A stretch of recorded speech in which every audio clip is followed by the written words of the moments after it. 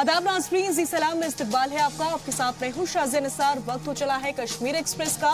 शुरुआत हेडलाइंस के साथ। आसिफा को इंसाफ दिलाने के बदले वकीलों का शर्मनाक एहतजाज। कठुआ रेप एंड मर्डर मामले में चार्जशीट दाखिल करते वक्त वकीलों ने किया एहतजाज, मुलजिमों को बचाने की कोशिश। बार एसोसिएशन के बंद के कॉल के साथ नहीं है चैम्बर ऑफ कॉमर्स। कई और सियासी और गैर सियासी तंजीमें कर रही है बंद की मुखालफत।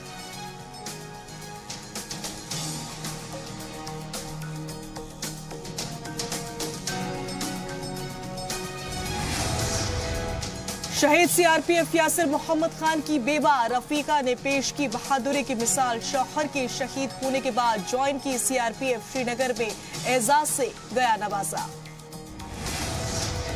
और बांदीपुरा के जंगलों में बढ़ती आग की वारदात की सच्चाई आई सामने।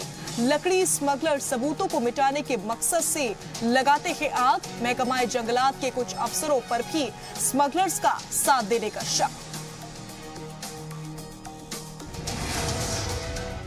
और सबसे पहले बात सबसे बड़ी खबर की। मुलजिमों के खिलाफ चार्जशीट दाखिल करने को लेकर वकीलों के एहतजाज का अजीब नजारा दिखा। कठुआ रेप एंड मर्डर मामले में जिन वकीलों का काम गुनहगार को सजा दिलाना है, वो वकील कठुआ कोर्ट अहाते में गुनहगारों को बचाते दिखे। देखिए इस रिपोर्ट में।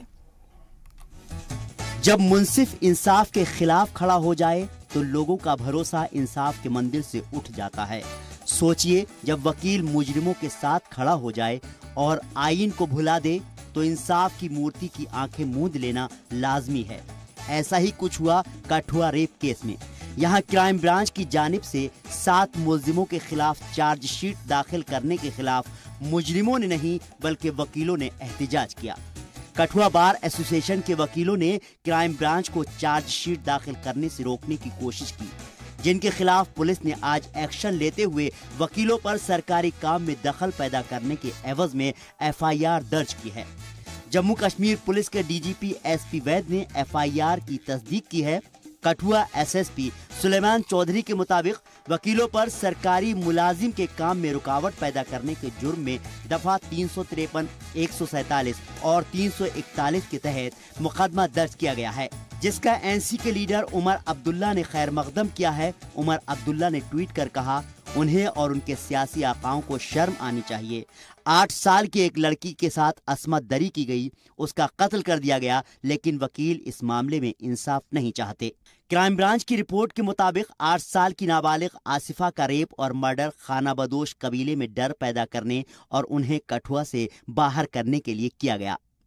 पूरे मामले पर गौर करें तो 10 जनवरी 2018 को आसिफा अपने कबायली गांव रसना से जंगल में खच्चर चराने गई थी। जब वो घर नहीं लौटी तो उसकी तलाश की गई। 17 जनवरी को आसिफा की लाश बरामद की गई थी, जिसके जिस्म पर चोट के निशान पाए गए थे। मामले को लेकर एहतजाज किया गया और सरकार से सीबीआई जांच की मांग की गई, लेकिन हुकूमत ने मामले की तहकीकात क्राइम ब्रांच को सौंप दी। इस मामले में मास्टरमाइंड रिटायर्ड पटवारी संजीराम और उनके बेटे विशाल कुमार, भतीजे शुभम का नाम सामने आया। इसी के साथ 2 एसपीओ दीपक खजूरिया, सुरेंद्र कुमार, रसाना के रहने वाले परवेश कुमार, असिस्टेंट सब इंस्पेक्टर आनंद दत्ता और हेड कांस्टेबल तिलकराज के भी नाम सामने आए, जिन्हें गिरफ्तार किया गया। पुलिस पूछताछ में अहम मुलजिम पटवारी संजीराम ने अपना गुनाह कबूल लिया था। मुलजिम संजी ने बच्ची को बेहोशी की दवा पिलाने के बाद उसकी अस्मत दरी करने की बात कबूली। मुलजिम ने कबूला कि 14 जनवरी तक उसने बच्ची को मजहबी जगह पर रखा था। क्राइम ब्रांच ने मौके से बालों का एक गुच्छा भी बरामद किया था। डीएनए टेस्ट रिपोर्ट में बाल आसिफा के पाए गए। पूरे मामले में पुलिस अफसर दत्ता और तिलक राज पर सबूतों को मिटाने का इल्जाम है। उधर हिंदू एकता मंच मामले में बेगुनाहों को फंसाने का इल्जाम लगा रहा है। मामले की सीबीआई तहकीकात की मांग की जा रही है। क्राइम ब्रांच के अफसर जब इस मामले में चार्जशीट दायर करने पहुंचे तो कठुआ जिला बार एसोसिएशन ने उनकी जमकर मुखालिफत कर दी। जम्मू बार एसोसिएशन ने भी 11 मार्च को इस मामले को लेकर बंद का ऐलान किया हुआ है। ब्यूरो रिपोर्ट, जी मीडिया। जी हां, कठुआ के खुसूसी जुडिशियल मजिस्ट्रेट की अदालत के सामने आसिफा रेप और मर्डर केस में चार्जशीट दाखिल करने से रोकने को लेकर वकीलों ने एहतजाज किया था। उसकी नेशनल कॉन्फ्रेंस ने प्रेस कॉन्फ्रेंस कर मजम्मत की है। एनसी के पार्टी सेक्रेटरी अली मोहम्मद सागर ने कहा कि आसिफा मामले में जो हो रहा है वो अफसोसनाक है। साथ ही तनकीद करते हुए कहा कि अगर इस केस से छेड़छाड़ की गई तो एनसी किसी भी हद तक जाने को तैयार है। साथ ही सागर ने कहा कि रियासत में फिरका वाराना तशद्दुद को दी जा रही है। इस मौके पर उनके साथ सीनियर लीडर नासिर सुगामी और मजीद लारबी भी मौजूद रहे। शायद पहली दफा रियासत की हिस्ट्री में जब एक 8 साल बच्ची के साथ ऐसा गुनाहगार जुर्म किया गया जिसकी पुष्पनाई जो वाइट कॉलर जिसको हम उर्फ आम में वकील हजरात कहते हैं, जिन्होंने जो कल वाक़ा हुआ कठुआ में और दिन दहाड़े उन्होंने ऐसी हरकतें की कि हर किसी इंसान का सर शर्म से झुक जाता है कि वो क्राइम ब्रांच को चालान पेश करने से रोक रहे थे जो इस केस का आसिफा मर्डर केस का चालान था। और उससे भी फिर जाती ये हो गई कि चीफ जुडिशल मजिस्ट्रेट साहब ने चालान लेने से इनकार कर दिया और फिर लॉ मिनिस्टर को इंटरव्यून करना पड़ा। अब अंदाज़ा लगाया जा सकता है कि इन लोगों के डिज़ाइन क्या है और उस पर हाथ दिए कि जम्मू बार ने भी सपोर्ट कर दिया। जी हां, बता दें आपको कि मुलजिमों के खिलाफ चार्जशीट दाखिल करने को लेकर वकीलों के एहतजाज का अजीब नजारा आज देखने को मिला। कठुआ रेप एंड मर्डर मामले में जिन वकीलों का काम गुनहगार को सजा दिलाना होता है वो वकील कठुआ कोर्ट अहाते में गुनहगारों को बचाते हुए नजर आए। ऐसी तस्वीरें काफी हैरत में डाल देने वाली होती है। कठुआ के खुसूसी जुडिशियल मजिस्ट्रेट की अदालत के सामने Asifa rape and murder case में चार्जशीट दायर करने से रोकने को लेकर वकीलों ने एहतजाज किया था। उसकी नेशनल कॉन्फ्रेंस ने प्रेस कॉन्फ्रेंस कर मजम्मत की है। एनसी के पार्टी सेक्रेटरी अली मोहम्मद सागर ने कहा कि आसिफा मामले में जो हो रहा है वो अफसोसनाक है। साथ ही तनकीद करते हुए कहा कि अगर इस केस से छेड़छाड़ की गई तो एनसी किसी भी हद तक जाने को तैयार है। साथ ही सागर ने यह भी कहा कि रियासत में फिरका वाराना तशद्दुद को शय दी जा रही है और तमाम बातें किस तरीके से कही गई वो भी आपने सुना और सिचुएशन किस तरीके से क्या कुछ रही वो आप तस्वीरों में देख सकते हैं। आपको उस वक्त की तस्वीरें दिखाई जा रही है। मुलजिमों के खिलाफ चार्जशीट दाखिल करने को लेकर वकीलों के एहतजाज का अजीब नजारा जो है वो देखने को मिला है। जी हां, कठुआ रेप एंड मर्डर मामला है ये, जिसमें किस तरीके से वकीलों ने एहतजाज किया है वो तस्वीरों में आप साफ तौर पर देख भी पा रहे होंगे। जिन वकीलों का काम गुनहगार को सजा दिलाना होता है वो वकील कठुआ कोर्ट अहाते में आज गुनहगारों को बचाते हुए नजर आए। इन तस्वीरों में आप साफ तौर पर देख सकते हैं। जी हां, कठुआ के खुसूसी जुडिशियल मजिस्ट्रेट की अदालत के सामने आसिफा रेप और मर्डर केस में चार्जशीट दायर करने से रोकने को लेकर वकीलों ने एहतजाज किया। तस्वीरें भी आप साफ तौर पर देख सकते हैं और जो ग्राफिक्स प्ले हो रहे हैं आपकी टीवी स्क्रीन पर जो आपको नजर आ रहे हैं उनके जरिए आप समझ भी सकते हैं कि आखिर ये पूरा मामला है क्या, कैसे कैसे क्या कुछ हुआ और कैसे कैसे अब ये मामला कहां पर आकर पहुंच गया है।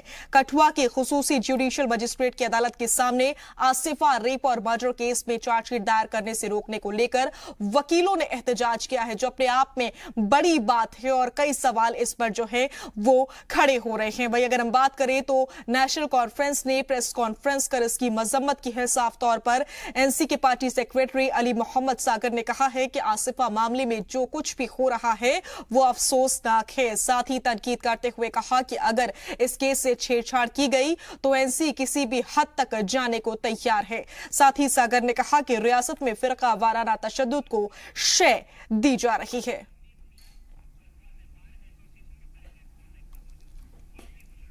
और हमारे साथ जुड़ चुके हैं बार एसोसिएशन के प्रेसिडेंट कीर्ति भूषण। इस्तकबाल करते हैं आपका।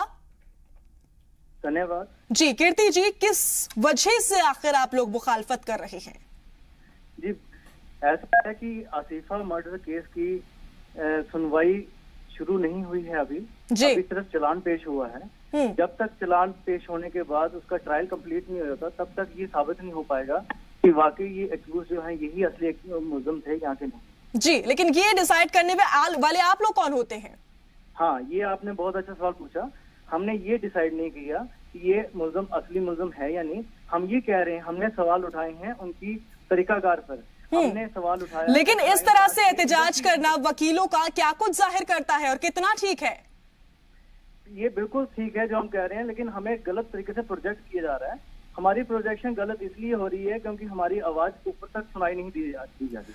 आप जो बात कह रहे हैं वो बात सुन रहे हैं, लेकिन जो तस्वीरें सामने आई है वो तो कुछ और ही जाहिर कर रही है, और वो साफ तौर से जाहिर कर रही है किस तरीके से आप लोगों की तरफ से एहतजाज किया गया है। तो ये तो बिल्कुल भी ठीक नहीं है। एहतजाज किसके खिलाफ किया गया है ये भी तो देखिए ना। हाँ ठीक है, लेकिन तरीका तो आपका भी ठीक नहीं है ना।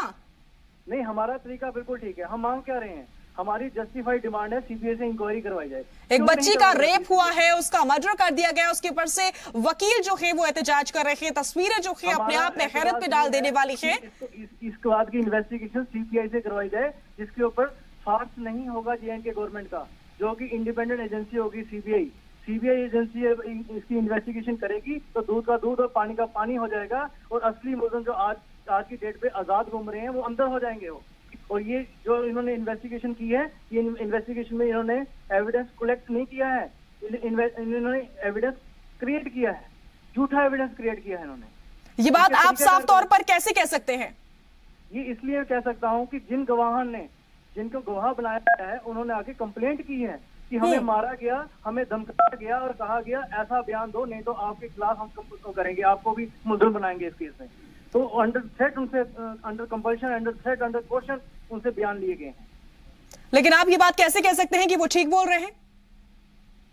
अरे अगर ये भी तो कैसे कह सकते हैं कि जो इन्वेस्टिगेशन एजेंसी कह रही है वो ठीक कह रही है। और कुल मिलाकर जिस तरीके से आपकी ओर से एहतजाज किया गया वो कितना ठीक है, आप ये बताएं।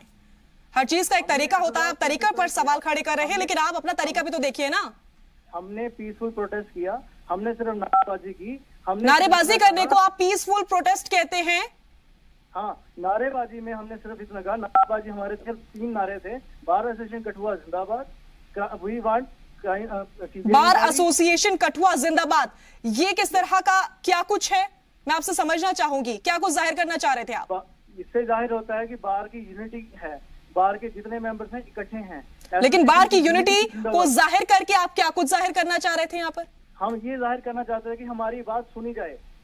ये किसी एक एडवोकेट की बात नहीं है, ये किसी एक एडवोकेट की मनपसंद बात नहीं है कि ऐसा होना चाहिए। ये सभी पूरी बार एसोसिएशन ने रिजॉल्व किया हुआ है, रेजोल्यूशन जनरल हाउस में पास हुआ है, और ये बार एसोसिएशन जम्मू ने पहले किया हुआ है। Jammu bar JNK high court bar association ने ये बात कही है, उसके बाद कठुआ ने उसको एक्सटेंड किया है।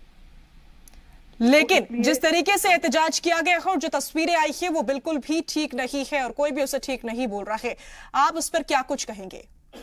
तस्वीरों में जो आपने देखा है, कानून का काम है, आप इसमें दखल अंदाजी कैसे कर रहे हैं? और एक वकील अगर इस तरीके से करेगा तो कौन ठीक ठहराएगा इस चीज को? क्राइम ब्रांच के किसी भी ऑफिसर को नहीं रोका गया है। क्राइम ब्रांच के सारे ऑफिसर उस वक्त कोर्ट रूम के अंदर थे। बाहर हम नारे कर रहे, लोकल पुलिस आ गई। लोकल पुलिस का इसका कोई लेना देना नहीं था, कोई दखल नहीं थी। उन्होंने आके जब हमें डंडे दिखाए उसके बाद प्रोटेस्ट उनके साथ शुरू हुआ, लेकिन फिर भी प्रोटेस्ट हमारा पीसफुल रहा। कोई वायलेंस नहीं हुई, कोई धक्का मुक्की नहीं हुई, कोई कुछ नहीं हुआ। लेकिन कानूनी काम में दखल अंदाजी कितना ठीक है? हमने कानूनी काम में कोई दखल अंदाजी नहीं की। हमने तो रादर ये प्रेस रिलीज जारी किया हुआ है कि एक्यूज को ये हम वादा करते हैं कि जिस भी वकील साहब को कहेंगे कि ये हमारा केस लड़ेंगे, तो वही वकील साहब उनका फ्री ऑफ कॉस्ट केस लड़ेंगे। और हमने तो न्यायिक प्रक्रिया में हिस्सा भी लेना शुरू कर दिया है। चलिए, हमने तो वकालतनामा भी फाइल कर दिया है। हम तो आगे प्रोसेस देख रहे हैं, आगे प्रोसेस क्या करना है। लीगली इसको फाइट करेंगे, ट्रायल को हम पूरा फेस करेंगे, और मुझे पूरा यकीन है जब ट्रायल कंक्लूड होगा तो ये सारे के सारे फ्री हो जाएंगे। चलिए, बहुत बहुत शुक्रिया हमसे बातचीत करने के लिए। और हमारे साथ जुड़े हैं इसी बीच विजेंद्र गुप्ता, जो कि बीजेपी के स्पोक्स पर्सन हैं। आपका इस्तकबाल करते हैं। Thank you sir. जिस तरीके से वकीलों ने आज एहतजाज किया है उस पर आप क्या कुछ कहना चाहेंगे? देखिए, प्रदर्शन करना जो है वो सबका अपना हक है, और उन्होंने जो है वो कोर्ट के बाहर प्रदर्शन किया है, और किसी प्रकार के भी कोई वैसे कोई इलीगल एक्ट तो नहीं किया, या किसी किस्म की दखलंदाजी जो है वो नहीं की है। बाकी जहां तक इस केस के बारे में है, शुरू से ही जिस तरीके से सरकार ने और जो नियुक्त किए थे ऑफिसर जो इन्वेस्टिगेशन के लिए, उनके बारे में लोगों ने डाउट पैदा किए थे और वो कह रहे थे कि ये इम्पार्शियल जो है वो उस किस्म की इंक्वायरी नहीं कर रहे हैं। तो इसलिए लोगों के अंदर शक शुबा है और गवर्नमेंट को जो है उस शक शुबा को दूर करना चाहिए था, ना कि उस बात के ऊपर स्ट्रिक्ट रहना कि यही इन्वेस्टिगेट करेंगे। लेकिन वकीलों ने जो एहतजाज किया है, क्या आप उसका सपोर्ट कर रहे हैं? नहीं, हम नहीं सपोर्ट कर रहे। हम सिर्फ ये कह रहे हैं कि जो उनका हक था जो है वो प्रदर्शन किया उन्होंने, लेकिन उन्होंने कार्रवाई को रोका थोड़े है। वहां पर जो भी कार्रवाई हो रही है उसको उन्होंने कोई किसी किस्म की ऑब्स्ट्रक्शन नहीं की है। लेकिन फिर भी उनकी कोशिश तो जरूर रही ना। और ये कितना ठीक है? इस तरीके से जो तस्वीरें सामने आई है उसमें जो वकील एहतजाज कर रहे हैं उनका तरीका तो बिल्कुल भी ठीक नजर नहीं आ रहा है। नहीं, एहतजाज कर रहे थे, ठीक है, वो प्रोटेस्ट करना तो ठीक है। जहां पर बाकी चीजें तो है, उन्होंने कोर्ट के मामले के अंदर किसी किस्म का दखल नहीं दिया। एक बहुत सेंसिटिव मामला है, आपको बहुत अच्छे से अंदाजा होगा। नहीं, सेंसिटिव मसला है, लोग भी सेंसिटिव है इशू के बारे में जी। इस तरीके से इन्वेस्टिगेशन चली है, लोग भी सेंसिटिव है इस मसले के बारे में। तो फिर ऐसे में चार्जशीट दाखिल हो रही है, इतना वक्त लग गया एक तो उसमें, उसके बाद से ऐसा कुछ होना, ठीक है अपनी बात मनवा रही है, हम समझते हैं, लेकिन इस तरीके से करना कितना जायज है?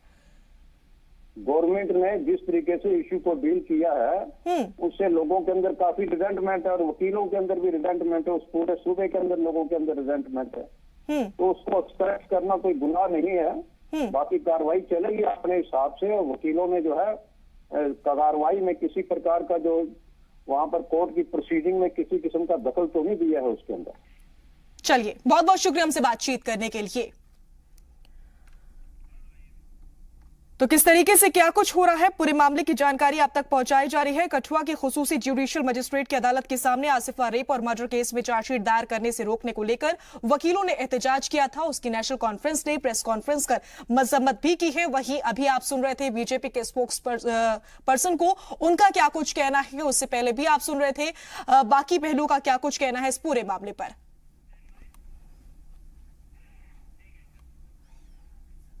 जम्मू बार एसोसिएशन के कठुआ मामले में बुलाए गए बंद के खिलाफ श्रीनगर में बार एसोसिएशन ने भी एहतजाज किया और जम्मू बार एसोसिएशन के फैसले की मजम्मत की। इस मौके पर एसोसिएशन ने कहा कि जानबूझकर मुजरिमों के खिलाफ चालान नहीं पेश किया गया। साथ ही जम्मू बार एसोसिएशन के इस काम को गैर कानूनी करार दिया। साथ ही तमाम एसोसिएशन से अपील की है कि जुडिशियल प्रोसेस में दखल अंदाजी न करें, उसे कानूनी तौर पर चलने दिया जाए।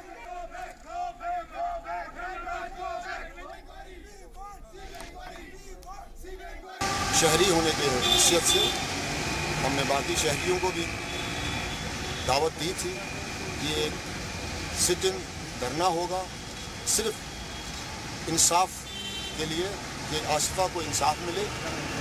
कल बदकिस्मती से जो कठुआ में हुआ तो हमारे ही प्रोफेशन के लोग हैं, एक बहुत ही अनफॉर्चुनेट एपिसोड वहाँ गुजरा, जिससे लगा कि ये जो जुडिशियल प्रोसेस है उसको सबटाज की जा रही है। तो हम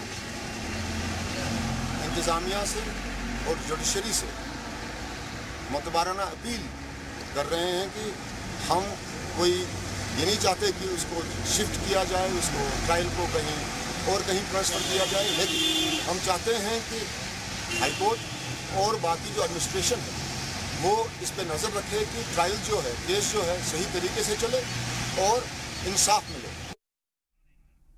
आसिफा रेप और मर्डर मामले में गिरफ्तार किए मुलजिमों के सजा के खिलाफ और दीगर कई मामलों को लेकर जम्मू बार एसोसिएशन ने 11 अप्रैल को बंद का ऐलान किया था।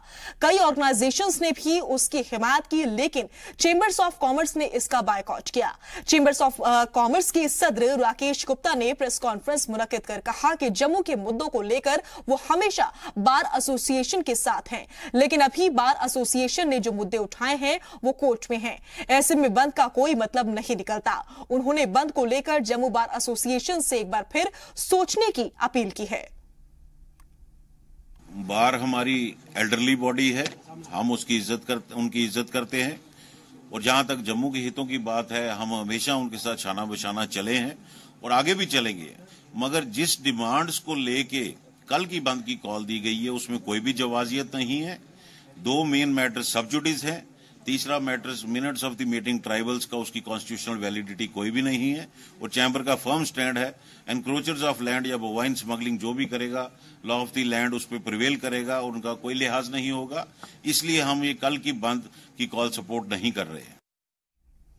राजौरी जिले के वकीलों ने भी खुद को जम्मू बार एसोसिएशन की बंद के कॉल से अलग कर दिया है। साथ ही उनकी जानिब से चार्जशीट की मुखालफत की मजम्मत की।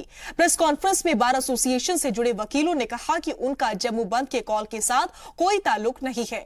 उन्होंने जम्मू बार एसोसिएशन को लेकर कहा कि इस मामले में सड़कों पर आने के बजाय अदालत में केस लड़ना चाहिए। गौरतलब है कि कठुआ कोर्ट के बाहर वकीलों ने क्राइम ब्रांच को चार्जशीट दाखिल करने से रोकने की कोशिश की थी और इसके खिलाफ 11 जनवरी को बंद बुलाया था। बढ़ते हैं आगे। पाकिस्तान ने एक बार फिर से जंगबंदी की खिलाफ वर्जी की है। पाकिस्तानी आर्मी ने भारतीय चौकियों को निशाना बनाते हुए गोलीबारी की, जिसमें 2 जवान शहीद हो गए। यूएन सिक्योरिटी काउंसिल की रिपोर्ट आने के बाद पूरी दुनिया में पाकिस्तान बेनकाब हो गया है, लेकिन इसके बावजूद पाकिस्तानी आर्मी सुधरने का नाम नहीं ले रही है। पाकिस्तान ने एक बार फिर से राजौरी जिले के सुंदरबनी इलाके में गोलीबारी की। इस गोलीबारी में अपनी जमीन की हिफाजत करते हुए 2 जवान शहीद हो गए। वाज़ेह हो कि जम्मू कश्मीर के सुंदरबनी सेक्टर में पाकिस्तान ने पीर से ही गोलीबारी शुरू कर दी थी, जिसका जवाब देते हुए हिंदुस्तानी आर्मी के 2 जवान जख्मी हो गए थे, जो अस्पताल में जेर इलाज शहीद हो गए। शहीद राइफलमैन विनोद सिंह जम्मू कश्मीर के अखनूर और जैकी शर्मा हीरानगर के रहने वाले थे। भारत और पाकिस्तान के रिश्ते पिछले कुछ वक्त से बेहद खराब हालात से गुजर रहे हैं। पाकिस्तान की जानिब से लगातार सरहद पर फायरिंग की जा रही है। हमलों पर हाल ही में होम मिनिस्ट्री ने एक रिपोर्ट जारी की है।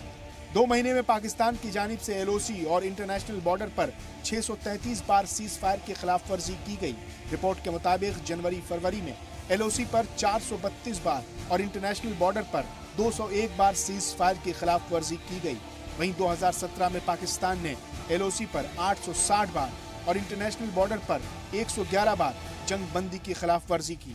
इस दौरान जनवरी और फरवरी तक 12 शहरियों की मौत के साथ 10 जवान भी शहीद हुए। बताया जाता है कि इस वक्त लॉन्चिंग पैड पर करीब 400 के आसपास दहशतगर्द मौजूद हैं, जिसमें सबसे ज्यादा दहशतगर्द उरी सेक्टर, नौगांव और पुंछ में मौजूद हैं। ब्यूरो रिपोर्ट, जी सलाम।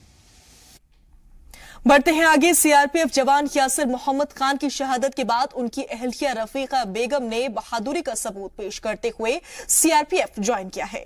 सीआरपीएफ ज्वाइन करने के बाद उन्हें आज श्रीनगर में एजाज से नवाजा गया। आपको बता दें कि रफीका बेगम के शौहर यासिर मोहम्मद खान ने छत्तीसगढ़ में नक्सली हमले के दौरान शहादत पाई थी और रफीका बेगम की शादी के महज 9 महीने बाद शौहर शहीद हो गए थे। काफी परेशानी और जद्दोजहद के समंदर को पार करके रफीका बेगम ने सीआरपीएफ ज्वाइन किया और मुल्क के लिए मिसाल कायम की। हमारे नुमाइंदे सैयद तजम्मुल ने रफीका बेगम से खास बातचीत की। हमारे साथ शुमाली कश्मीर के कुपवाड़ा इलाके की एक ऐसी नौजवान लड़की है रफीका बेगम, जिसने अपने हस्बैंड को खोने के बाद central reserve police force join किया और आजकल श्रीनगर में कई अपनी ड्यूटी अंजाम दे रही हैं। बहुत बहुत शुक्रिया मैडम हमारे साथ बात करने के लिए। पहले पूछना चाहूंगा कि अपने हस्बैंड के बारे में और वो वाकया आपको याद है कि कब कहाँ हुआ वाकया? छत्तीसगढ़ में हुआ था 2011 में, 20 अगस्त 2011 में। तो कितने साल हुए थे आपकी शादी को? 9 महीने हुए थे। 9 महीने हुए थे। तो कोई बर्थ हुई बच्चे की? नहीं। तो मुझे बताएं कि उसके कितने टाइम बाद आपने फोर्स ज्वाइन की? 1 साल के बाद। तो कैसे प्रोसेस आपने स्टार्ट वगैरह किया? एलिजिबल थे आप? बहुत परेशानी हुई थी जब वो शहीद हुआ था, क्योंकि मेरे पापा भी नहीं है। उसके बाद जब मैं सीआरपी ज्वाइन किया तब मुझे हर तरफ से हेल्प मिला है, तब मुझे बहुत अच्छा लगा है। तो ये ट्रेनिंग वगैरह आपने किस तरह कैसे, जिस तरह से आप एक सदमे से गुजर रही थी, उसके बाद ट्रेनिंग पीरियड, उसके बाद ड्यूटी, ये कैसे आपने मैनेज कर लिया मैम? क्या करें, करना पड़ता है। ट्रेनिंग भी 1 साल के बाद ज्वाइन किया, फिर ट्रेनिंग भी कर ली, फिर उसके बाद यहाँ श्रीनगर में कर रही हूँ। इधर भी ठीक ही है, लेकिन सीआरपी ने बहुत हेल्प की है। एक होता मजबूरी सीआरपीएफ ज्वाइन करना, दूसरा होता पैशन। आपकी मजबूरी थी या आपका पैशन? मजबूरी थी। तो अभी जो ड्यूटी आपकी होती है, आप कितना मिस करते हैं हस्बैंड को? बहुत ज्यादा। तो उसके बाद दूसरी शादी वगैरह का कोई प्रस्ताव वगैरह आया? नहीं। तो फादर मदर वगैरह क्या कर रहे हैं? मम्मी है, भैया है, छोटी बहन है और पापा नहीं है। तो आज थोड़ा सा दिखाएगा कि आपको ये जो सेंट्रल रिजर्व पुलिस फोर्स ने आपको जिस तरह से इनाम से नवाजा और साफ तौर पर लिखा है कि we salute the valour of the border post heroes, यानी जिस तरह से आज ये इज्जत अफजाई आपकी हुई आप कहाँ पे देखती हैं आज खुद को? बहुत अच्छा लग रहा है मुझे अपने हस्बैंड के नाम से बहुत इज्जत मिलती है और मुझे बहुत क्या अच्छा नाम था उनका? यासिर मोहम्मद खान। वो भी कुपवाड़ा से ही थे। तो मुझे बताओ, ये जो सीआरपीएफ की जो फैमिलीज हैं, हस्बैंड के खोने के बाद या घर के कमाव के बाद कितने चैलेंज फेस करने पड़ते हैं? बहुत ज्यादा करना पड़ता है, बाहर तो ज्यादा ही करना पड़ता है। सीआरपी में तो बहुत रेस्पेक्ट मिलते हैं, लेकिन सीआरपी के बाहर बहुत फेस करना पड़ता है, बहुत मुश्किलों से फेस करना पड़ता है। आखिर पे क्या मैसेज देना चाहेंगे आप, जो युवा लड़कियां हमारी हैं? एक तरफ आप सीआरपीएफ की यूनिफॉर्म पहन रखी है, वो दूसरी तरफ स्टोन पेल्टिंग है, मिलिटेंसी है, आपका क्या मैसेज होगा? मुझे तो बहुत अच्छा लगा है सीआरपी में। बाहर जो भी सोच रहे हैं, जो भी बोलते हैं, लेकिन वो सब गलत है। सीआरपी में बहुत इज्जत मिलती है लड़कियों को और बहुत अच्छा लग रहा है। बहुत बहुत शुक्रिया रफ़ीका हमारे साथ बात करने के। नाज़रीन, ये थी शुमाली कश्मीर के कुपवाड़ा इलाके की रफ़ीका बेगम, जिनका साफ तौर पर कहना है कि रियासत से बाहर छत्तीसगढ़ में जब उन्होंने अपने हस्बैंड के खोने की खबर पहुंची उन तक कि अब वो जिंदा नहीं रहते, उन्होंने तुरंत central reserve police force join किया और आजकल अपनी ड्यूटियां श्रीनगर में अंजाम दे रही। उम्मीद करते हैं कि रफ़ीका बेगम जैसी बाकी लड़कियां भी होंगी जो इस तरह की सूरत हाल से जूझ रही होंगी और बिलाकर उन्होंने बैलेट फोर्स में कदम रखा हुआ। फारूक वानी के साथ सईद तजम्मुल, ज़ी मीडिया, श्रीनगर, कश्मीर। और इसी के साथ यहाँ रुकेंगे एक छोटे से ब्रेक के लिए। जल्द हाजिर होते हैं कुछ और खबरों के साथ।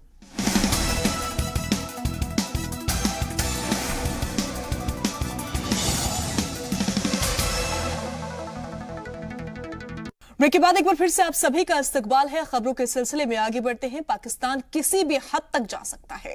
हाफिज सईद की तंजीम जमात उद दावा पर पाकिस्तान की सबसे बड़ी चाल का इंकिशाफ हुआ है। खुफिया एजेंसियों के हवाले से खबर है कि मुंबई हमलों के मास्टरमाइंड हाफिज सईद को दहशतगर्दाना तंजीम जमात उद दावा पर बैन लगाने का पाकिस्तान महज दिखावा कर रहा है। भारतीय खुफिया एजेंसियों ने पाकिस्तान की नई साजिश को डिकोड किया है। जमात उद दावा और FIF को दुनिया की नजरों से बचाने के लिए पाकिस्तान ने नई साजिश रची है। दरअसल पाकिस्तान में जम्मू कश्मीर मूवमेंट और rescue relief and education foundation नाम के दो नई तंजीम बनाए गए हैं। जम्मू कश्मीर मूवमेंट को जमात उद दावा की जिम्मेदारी दी गई है, तो रेस्क्यू रिलीफ और एजुकेशन फाउंडेशन को फलाए इंसानियत फाउंडेशन से जुड़े काम को देखने की जिम्मेदारी दी गई है। जराये के मुताबिक पाकिस्तानी खुफिया एजेंसी ISI ने सभी लश्कर और जमात उद दावा के दहशतगर्दों से इस नए ग्रुप से जुड़ने को कहा है। पाकिस्तान तंजीमों के नाम बदलकर भारत के खिलाफ दहशतगर्दाना सरगर्मियों को जारी रखना चाहता है और दहशतगर्दों को दुनिया की नजरों से बचाना चाहता है। People who have been designated terrorists by the international community need to be treated as terrorists by all countries, including Pakistan. And I think that Pakistan's political parties also need to understand that gaining support of groups that are being ostracized by the rest of the world is not going to bring any advantage to Pakistan. दरअसल दहशतगर्दों के खिलाफ सही कार्रवाई न करने पर financial action task force ने फरवरी में पाकिस्तान को ग्रे लिस्ट में शामिल किया था। साथ ही FATF ने वार्निंग दी थी कि अगर पाकिस्तान ने इस बारे में कोई सुधार नहीं किए तो जल्द ही उसे ब्लैक लिस्ट में शामिल किया जा सकता है।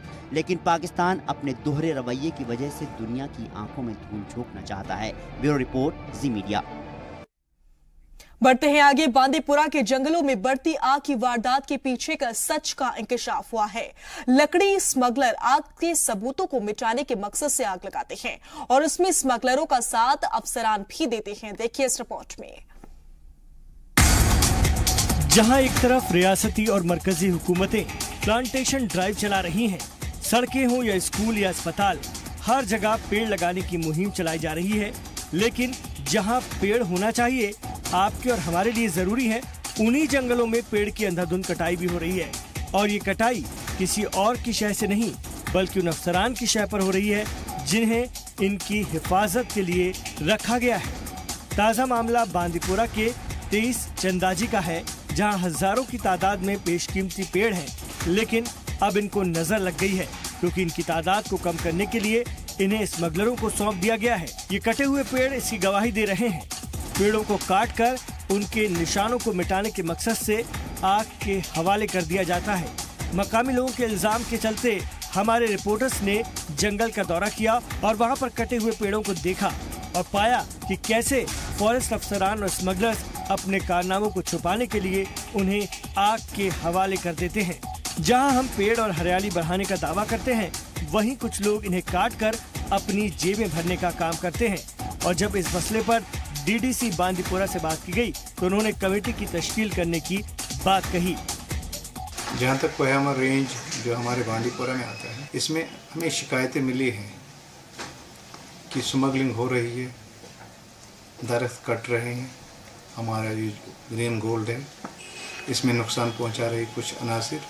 इसके लिए हमें एक कमेटी बनानी है जिसमें डीएफओ बांदीपुर और deputy director forest protection force Bandipur होंगे, मेंबर होंगे, और उनके साथ तहसीलदार साहब हमारे हैं यहाँ पर बांदीपुरा के, वो भी एसोसिएट करेंगे। जहां स्मगलर अपनी करतूतों पर पर्दा डालने के मकसद से आग लगाते हैं, वहीं हुकूमतें भी इस तरह की हरकतों पर लगाम नहीं लगा पा रही हैं। साल 2016 के मुकाबले 2017 में जंगल में आग लगने की 11,000 से ज्यादा वाक़े सामने आए। साल 2015 में जंगल में आग लगने के 15,937 वाक़े सामने आए, जो बढ़कर 2016 में 24,817 हो गई। वहीं 2017 में 35,888 बार जंगल में आग लगी। इतना ही नहीं, हुकूमत ने जंगलों को आग से बचाने के लिए 4.23 करोड़ रुपए से ज्यादा खर्च कर दिए, लेकिन हालात बद से बदतर हैं। मुल्क भर में आग लगने के वाकयात में मध्य प्रदेश अव्वल पायदान पर रहा, जहां 2017 में 4,781 वारदातें हुई। वहीं दूसरे नंबर पर उड़ीसा रहा, जहां 4,416 बार आग लगी। तीसरे पायदान पर छत्तीसगढ़ का नाम है, जहां 4,373 बार आग लगी।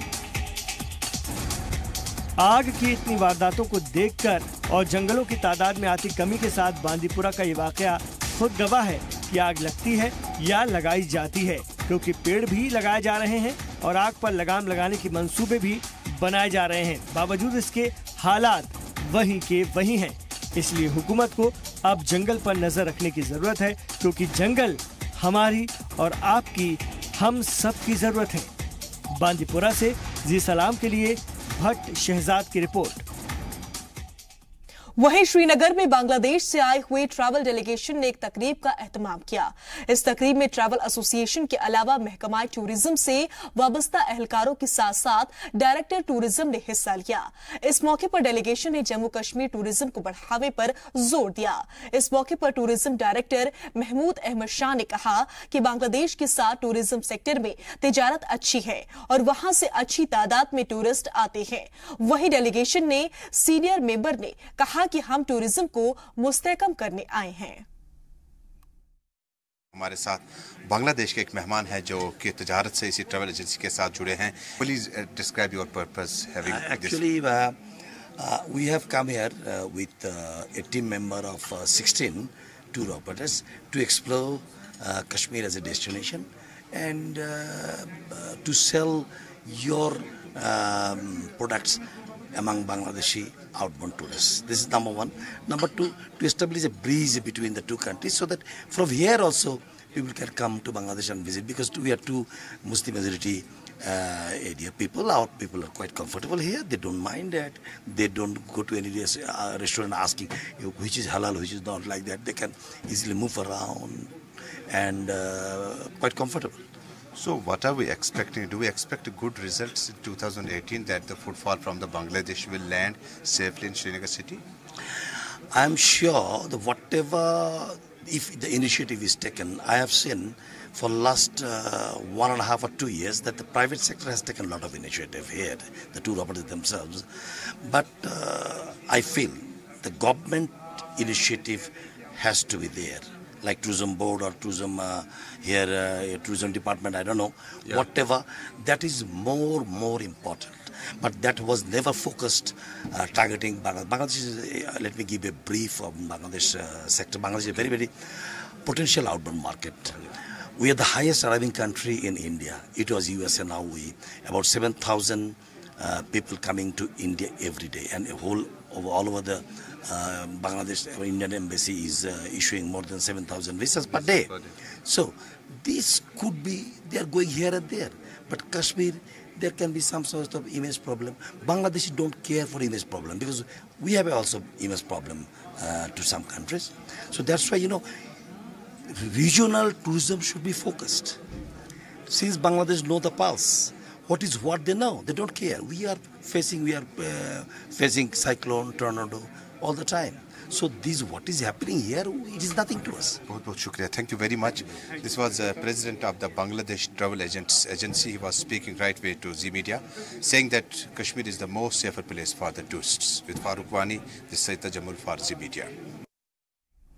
तो वहीं तनमर्ग में ट्रैफिक निजाम को बेहतर बनाने के मकसद से टाउन हॉल तनमर्ग में ARTO की मीटिंग का इनेकाद किया गया, जिसमें मुसाफिरों और स्कूली बच्चों के लिए बेहतर ट्रैफिक इंतजामात मुहैया कराने पर बात की गई। मीटिंग में ARTO के साथ SDM, SHO, म्यूनिसिपल कॉर्पोरेशन के अफसर, तहसीलदार के साथ गाड़ियां चलाने वाली यूनियन के ओहदेदार मौजूद थे। इस मौके पर सूमो और दूसरी गाड़ियों की यूनियन को मुसाफिरों, खासकर बच्चों को हर जगह बेहद सहूलियात फराहम कराने की हिदायत दी गई। साथ ही किराए को लेकर भी तबादला ख्याल किया गया। सब डिवीजन के ट्रांसपोर्ट के हवाले से जो कम्यूटर्स को, जो हमारी मुसाफिर जो हैं हमारे, जो एक दूसरे से एक जगह से दूसरी जगह जाना होता है, उनको हमें कुछ कंप्लेंट्स आई थी, कुछ तकालीफ है उनको, या अड्डों के बारे में मामला है, नए अड्डे बन रहे हैं, उन सब मामला का हमने उन पर शेर हासिल बहस की हमने। मैं इन सब का शुक्रगुजार हूं जो हमारे ट्रांसपोर्टर्स हैं, मागाम से यहाँ आए थे, अपने क्रेली काकोथल से आए थे, और ARTO साहब का बिलखसूस है कि जो हमारे रेट है 2 रुपये पर किलोमीटर, उसके हिसाब से कम्यूटर को आसानी मिलनी चाहिए, उसमें कोई कंप्रोमाइज़ नहीं है, और सब लोगों को पता चलना चाहिए कि 1 किलोमीटर के एवज उनको 2 रुपया सोमो की सवारी देनी है। बाकी जो मेटाडोर का है, जो हम बर्फ़ के ज़माने में थोड़ा रेट चढ़ाते थे क्योंकि BRTR ज़्यादा लगता था, वो वापस नॉर्मल पे आ गया है। उधर श्रीनगर के बटमालू इलाके के ट्रेडर्स फाउंडेशन ने आज बटमालू अड्डे में जमकर एहतजाज किया। एहतजाज में बस ड्राइवर्स के साथ दीगर तिजारती इदारों से वाबस्ता लोगों ने हिस्सा लिया और सरकार से सूमो ड्राइवर्स के लिए माकूल जगह मुहैया कराने का मुतालबा किया। दुकानदारों ने कहा कि बस स्टैंड शिफ्ट होने के बाद उनका रोजगार काफी मुतासर हुआ है। ये जो आज का प्रोटेस्ट हमने प्लान किया था, ये जस्ट एक पीसफुल प्रोटेस्ट है, गवर्नमेंट को रिमाइंड करने के लिए कि आपने जो शिफ्टिंग बटमालू अड्डे की है, ये बटमालू अड्डे के साथ, जो इस इलाके के साथ बहुत बड़ा जुल्म है। लगभग 2.5 लाख लोग आपने दरबदर कर दिए हैं इस डिसीजन से।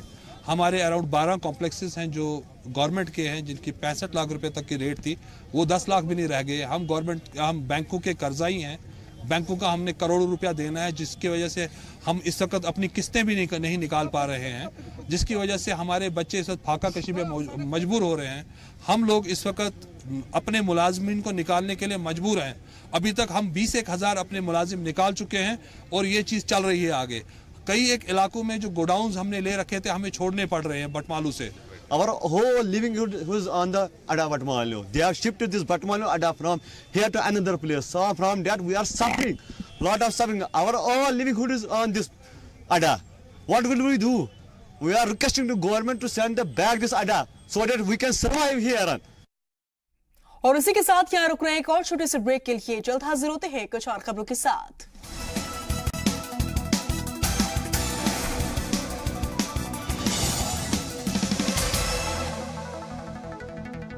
ब्रेक के बाद एक बार फिर से आप सभी का इस्तकबाल है। खबरों के सिलसिले में आगे बढ़ते हैं। सोपोर में डाक बंगला में बीजेपी ने अपनी पार्टी कारकुनान और लीडरान के साथ मीटिंग की। इस मीटिंग की सदारत बीजेपी के state general secretary Ashok Kaul ने की। इस मीटिंग में बीजेपी को आगे बढ़ाने पर जोर दिया गया। साथ ही कहा गया कि बीजेपी और PDP दोनों इत्तेहादी पार्टी रियासत में तरक्की के मंसूबों को बढ़ाने के लिए इक़्तिदार में आई है। इस मौके पर अशोक कौल ने पार्टी लीडरान से अवाम की परेशानियों को दूर करने के लिए काम करने के लिए कहा। साथ ही आसिफा रेप और मर्डर केस में कहा कि जो भी इस मामले में शामिल होगा उसके खिलाफ कड़ा एक्शन लिया जाएगा। पिछले दिनों मैंने यहाँ कहीं जगह पर कश्मीर में कहीं कॉन्स्टिट्यूंसीज में किया है।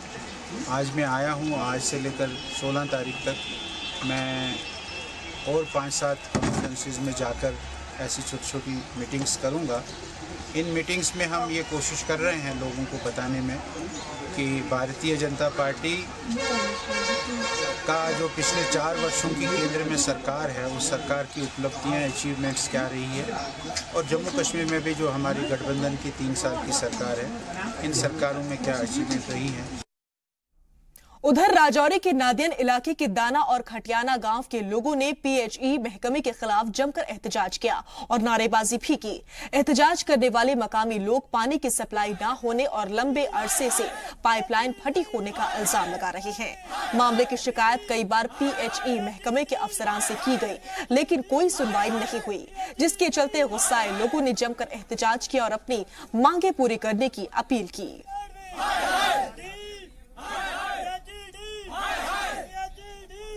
इस इलाके में 5 से 6 हमारे गांव हैं, क्लस्टर विलेज है, जिसमें खेता, डन्ना, कला, कलियां और नंगवाल एरिया। इसमें हमें सर पानी की शॉर्टेज है। हमारी एडमिनिस्ट्रेशन से डिमांड है कि इस एरिया में हमें जब तक पानी अगर नहीं है, हमें एक तो हैंडपंप 4 से 5 दिए जाएं, दूसरा हमें जो है गाड़ी के जरिए पानी दिया जाए और हमारे पानी को बहाल किया जाए, जिसकी वजह से हमारे अभी तक 2014 से लेकर आज तक पानी नहीं है। तो वहीं हवाड़ा के बाकियाकर के तलबा ने अपने यहां पुल के कंस्ट्रक्शन पूरा ना होने से नाराजगी जाहिर की और राजवर हंदवाड़ा रोड पर जाम लगाकर एहतजाज किया। स्टूडेंट्स का कहना है कि कई साल पहले उनके यहां बाकियाकार पुल बनाने का काम शुरू किया गया था, लेकिन 30% पुल बनाने के बाद काम रोक दिया गया और उसके बाद से महकमे ने इस पुल का कंस्ट्रक्शन पूरा करने की कभी कोशिश नहीं की। पुल ना बनने से मकामी लोगों को काफी परेशानी का सामना करना पड़ रहा है। एहतजाज की खबर लगते ही हंदवाड़ा के R&P महकमे के AEE मौके पर पहुंचे और 3 महीने में पुल बनाने के काम पूरा होने का यकीन दिलाया।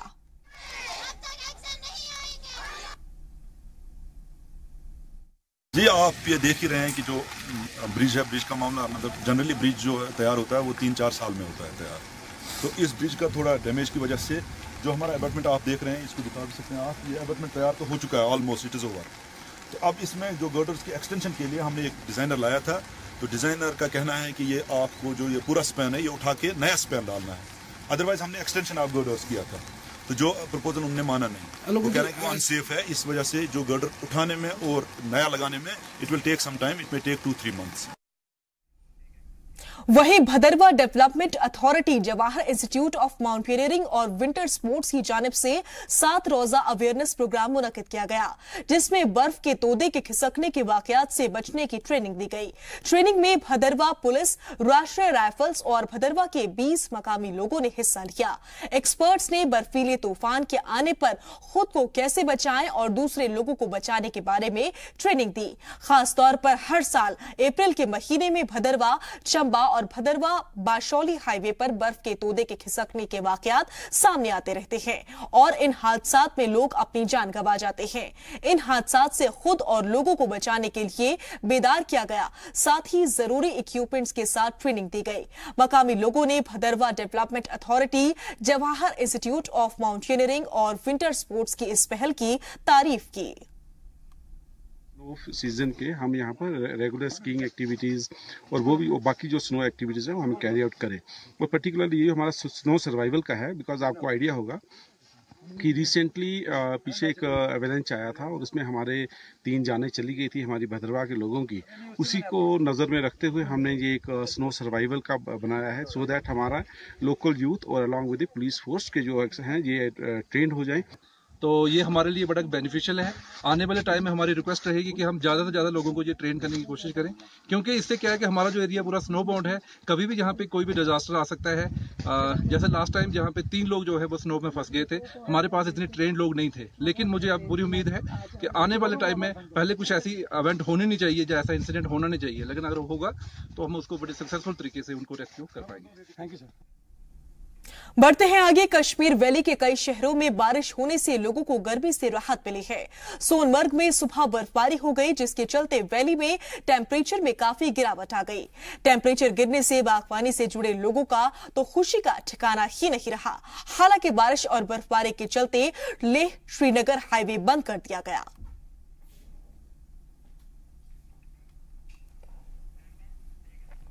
और अब आपको दिखाते हैं एनएसडीसी के तरबियती प्रोग्राम के तहत जम्मू कश्मीर के नौजवानों को खुद मुख्तार बनाने की उड़ान की मुहिम पर एक रिपोर्ट। जम्मू कश्मीर के नौजवानों को बेहतर रोजगार फराहम करने के लिए मरकजी हुकूमत मुसलसल कोशा है।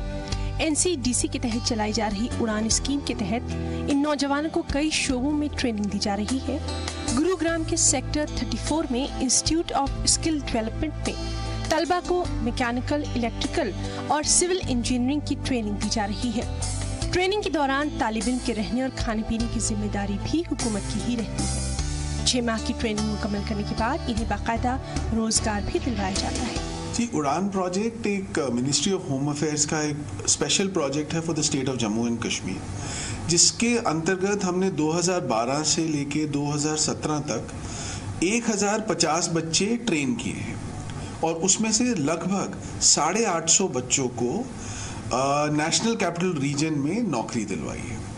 मैं एक बार फिर कहता हूं कि हमने नेशनल कैपिटल रीजन में इसलिए नौकरी दिलवाई है क्योंकि हमने देखा है कि जम्मू कश्मीर के बच्चे जब छुट्टी होती है तो वो चाहते हैं कि जहां भी उन्हें जाना हो वो एक दिन में अपने घर पहुंच सकें। यूजुअल जो हमारी सैलरी रेंजेस हैं जो हमने बच्चों को दिलवाई हैं कंपनीज में नौकरी, वो 12,000 से लेके 25,000 तक है।